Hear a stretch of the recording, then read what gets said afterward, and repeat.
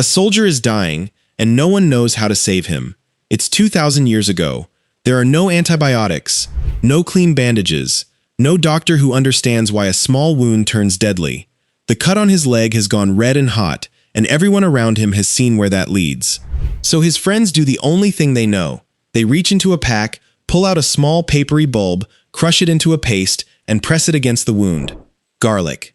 That's the medicine, a plant so ordinary that today you can buy a whole bag of it for pocket change and forget it in a kitchen drawer.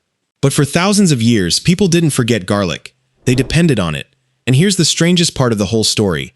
They were never fully sure why it worked. They just knew, somehow, that they trusted it. Different empires trusted it. Different religions trusted it. People who never met, who spoke different languages and lived thousands of miles apart, all reached for the same small plant. This is the real mystery. And it isn't, why does garlic taste good? Why did humanity trust this one plant for 5,000 years, long before anyone could prove it did anything at all? The question is bigger than a vegetable. It's a question about us, about how humans decide what to believe when their lives are on the line. And the answer takes us from a dying soldier, to a plague village, to a laboratory, to a farm so enormous it's hard to picture. Let's begin where the fear began. The world before garlic. To understand why people trusted garlic, you first have to understand how frightened they were. Imagine a world with no hospitals, no pharmacies, no little bottles of pills. There are no refrigerators, so meat rots in a day. There are no supermarkets, so a failed harvest means a hungry winter. And there's no ambulance to call when something goes wrong, because there's no one to call at all. In this world, a small cut is not a small thing. A scrape from a rock, a blister, a wound from a fight. Any of them could turn red, then swollen, then deadly. People watched tiny injuries grow into infections they could not stop. A scratch could kill you, and no one understood why. That's the part that's hard for us to feel today. It wasn't just that people got sick, it's that sickness was invisible. There were no germs, because no one knew germs existed. Illness felt like a curse, or bad air, or bad luck. Something that struck out of nowhere and could not be fought. So imagine living like that.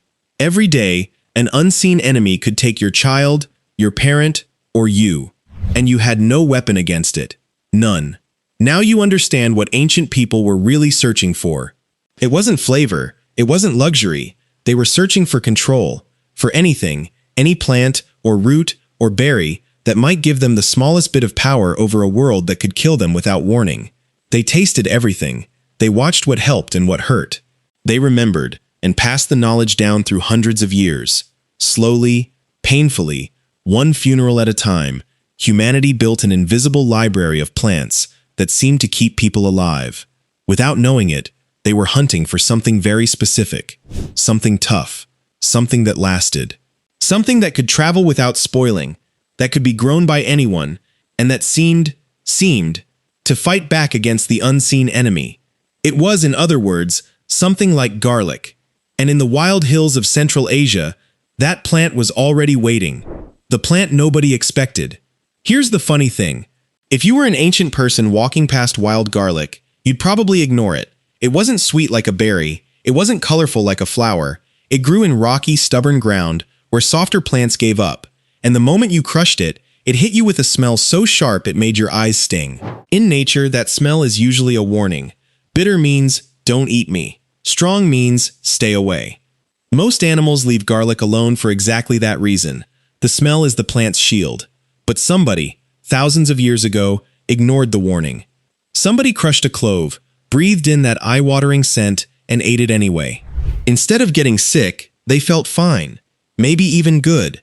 The plant was harsh, yes, but it was also hardy, easy to grow, and it kept for a long time without rotting. In a world where food spoiled in days, a plant that lasted was almost magic. So they planted more. And this is where garlic and humans made a quiet deal that would last 5,000 years.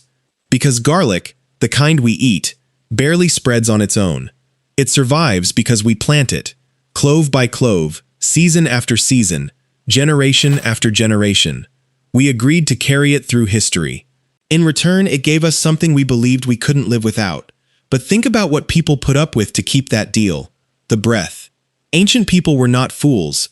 They knew exactly what garlic did to your breath. They joked about it. Some cultures looked down on garlic eaters as low class.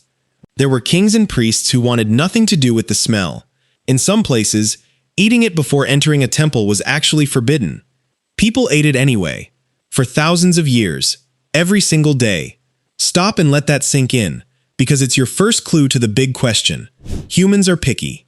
We avoid things that smell bad. We chase things that taste sweet.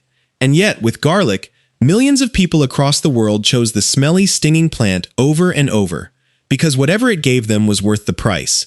That tells you something about human trust. We don't trust what's pretty. We trust what shows up. The thing that's there in the hard times, that lasts the journey, that never seems to fail us. Garlic was never the sweetest plant. It was the most dependable. And dependability, it turns out, was about to win garlic a place in the most powerful